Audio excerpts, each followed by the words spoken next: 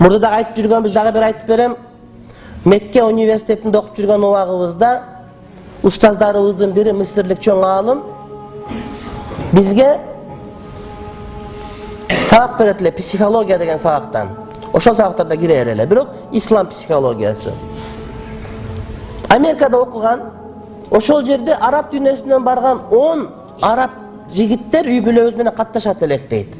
Америка окуганы барганбыз, бардыгыбыз мындай Европаны көрүп атабыз, Американы көрүп атабыз. Анан эркек аял аралаш болуп эле дос болуп аяш боло берет элек дейт. Анан ошол жерде жүрүп, ана адамдар сен арабсыңбы, андай мындай деп анан өзүм да ошол жака барганда диним жөнүндө үйрөнгүм келип, Америкада жүрүп, китеп окуп жүрүп, анан дасторкондо отурганда эркек аял аралашып отурган болбойт экенин окуп билдим дейт. Анан bir gün досторум айттым дейт, досторум, кийинки жыйналыш отуруш меники кезегим болот, бирок биз баарыбыз араббыз, баарыбыз мусулманбыз, шарият боюнча аткаралык.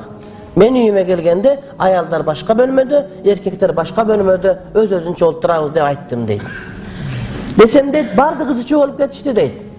Эмне кандай болот? Биз жол отуруп жүрбөдүкпү? Палан түкүн деп көп айтышты дейт. Мен айттым, билбейм дедим. Айттор, кийинки сабак жүймөдө отурушта мына ушундай болот дедим дейт. Анан даярдадым. Bir үйгө эркектерге орун даярдадым, bir үйгө аялдарга орун даярдадым.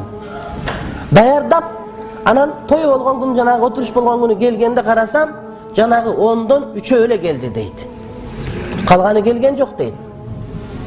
Анан ошондон баштап эркек аял бөлүнүп отуруп калдык, азыркыга чейин катташабыз. Анан кийин бир жолугушумда айттым дейт, досторум, мен силер менен дос болбой калганыма ыраазымын деп айттым дейт. Анткени силер эмне үчүн дос болдуңар эле? Мага дос болдуңар беле, же аялыма дос болдуңар беле? Же башка достордун аялына дос болдуңар беле? Мени менен отурган кызык беле, же аялы менен отурган кызык беле? Эмне үчүн эркектер чогуу отурабыз десе келбейсиңер, дагы аялдар менен чогуу болсок келет элеңер силер. Демек достугуңарда бир нерсе бар экен силердин. Деп айттым дейт. Азыр деле мына ушундай. Бизде деле ушундай. Эркек аял аралаш дасторконго отурушат. Ошону бөлүп кое турган болсоң, жарымы келбей коет. Келбесе, ошол бойдон келбей койгон 1000 мертебе шүгүр, анткени ал сенин досуң эмес, сенин башка бир нерсеңе дос болгон экен ал. Ушуну айтыш керек. Сен маданиятты билбейсиңби? Намаз окусаң ушундай болуп каласың, антсең мынтип каласыңар, элдер жөн эле жүрүп атпайбы? Вахаби болуп кеттиңби? Хизбут болуп кеттиңби? Сен эле ушинтип атасың да, элдер жөн эле жүрүп атпайбы? Автобус аралашып жүрөсүң, базарда аралашып жүрөсүң, үйгө келгенде аралашпай каласың дейт. Ушунча сөзүнү баары сурап, эмне кантасың десең, чогуу эле отурабыз дейт. Айтыш керек, андай аялым ажырашан сен алып ал барып. Ошо отургуң келет, эмнеге отуруп атасың сен? Ошону каалап атасыңбы сен? Же мага дос болгуң келип атабы сен? Илгери апенди конокко келсе, кийим эскираак экен, босогого тургузуп коюптур. Анан кыжалат болуп, айын алып, сесебеттин чапанын сурап алып келсе, адамды төргө чыгарыптыр. Анан төргөчүгө чапанын алып шолпойго салып, ич. Бу төргө мени чыгарбады, сени чыгарды, ич деп шолпойго чапан этегин манат экен. Анын соңарындай алар сага дос эмес экен, башка нерсеге дос болгон экен. Мына ушундан билинет адамдардын достугу. Башка бирөөлөр ат тезеген куруп үйүңө күн сайын келет, банкрот болуп кала турган болсо, таппай каласың. Учурасаң, мында туруп учураса, эми оң колу минтип туруп, биякты карап колун сага бияктан сунат. Же биякка биякты карап сунат. Мурда эки колун берсе, азыр сага бир эле колун берет, же бир эле башы кеп коет. Ошондой достор бар. Көбүн көрүп жүрөбүз. Андай болбош керек. Достук эгерде Кудай үчүн болсо, Кудай үчүн бир күнөө ишке батып кетип, ошондон чыкпай кала турган болгондо гана ошондо үзүлүнөт, ага чейин үзүлүнбөйт. Демек, урматтуу бир туугандар, кимдер менен дос болуп атабыз, ошону таразалап билишибиз керек. Жахил, фасык, акылы төмөн, дүйнөгө берилип кеткен паскач досторду дос тутпаш керек. Паскач деген сөз өтө бир көркөм термин. Муну өзбек туугандарда, балким уйгур туугандарда дагы бар, анан оштук кыргыздарда айтылат паскач дегени. Адаби тилдин нормасында ушунчалык деңгээлде төмөн түшүрүп бере турган мен сөздү билген жокмун. Пас дегени төмөн дегени.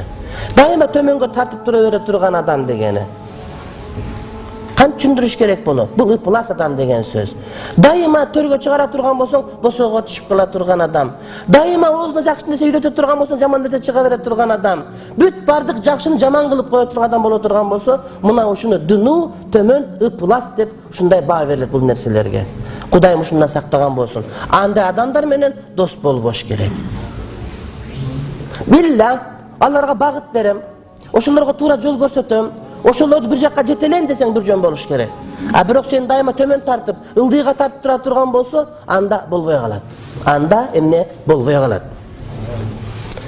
Аллах субханаху ва таала Najm сүрөсүндө айтат: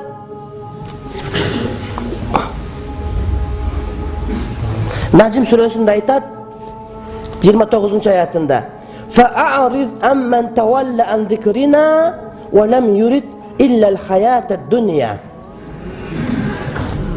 Дүниені ғана қалап, біздің зикирибизден жүз үйріп, аны қалабай атқандардан сен дағы жүзіңді үйрі деп айтады. Егерде досторыңдың арасында Аллах Тааланың ибадатынан, зикиринен жүз үйрі тұрған болса, болгон мақсатының бар дүние табыш болып, ақиреті жоқ боло тұрған болса, бұл саңа дос болып бербейді. Бұл саңа дос болып бербейді. Фа'арид, алардан жүз үйрі, алардан алыста дейді. Джафар Садик радиаллаху анху айтат: төмөндөгү 5 тайыпаны өзүң эч убакта дос тутпагын дейт. Биринчиси жалганчы адамды. Анткени ал сени алдап коет. Ал закынга окшоп турат. Кандай? Алыста туруп жакындай, жакында туруп алыстай көрүнө берет дейт. Закын дегени мираж деп коет. Мираж деген эмне? Алыстан чөлдөн карасаң, саңа жакын болгон тура берет, жакын барсаң алыс болгон тура берет. Ошон үчүн жалганчы доско дос болбо дейт. Экинчиси акмак. Акмак адам менен дос болбо, анткени сенин анда муктаждыгың жок. Ал саңа пайда берем деп зыян жеткирип алат дейт. Ал саңа пайда берем деп зыян жеткирип алат дейт. Интернет булактарынан карап көрөбүз, башкадан карап көрөбүз. Bir adamdı, bir musulman adamdı misal üçün, kaysi bir nerse üçün kamap же başka kılıp koysa, ağa can tartam da oturup, can tartıp жазып atkanların oğuzundan, musulman adamın oğuzundan çıkpay turgan sözler çıgat. Alardыкын medvejy usluga dep koyot. Ayunun bir dosu var eken, dosukta bassa betine çimın kongon eken, çimındı öldürem de bir çapsa, çimındı koşup, dosun koşup öldürüp alıptır.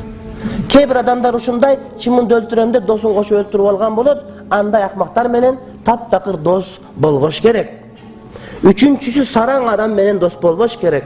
Antkeni al, sen muhtaç bolup turgan uçurungda, sen muhtaç bolgon nerseni senden kesip koyat. Eger al sarang bolo turgan bolsa, anı menen dost bolbo. Dördüncüsü korkak adam menen dost bolbo.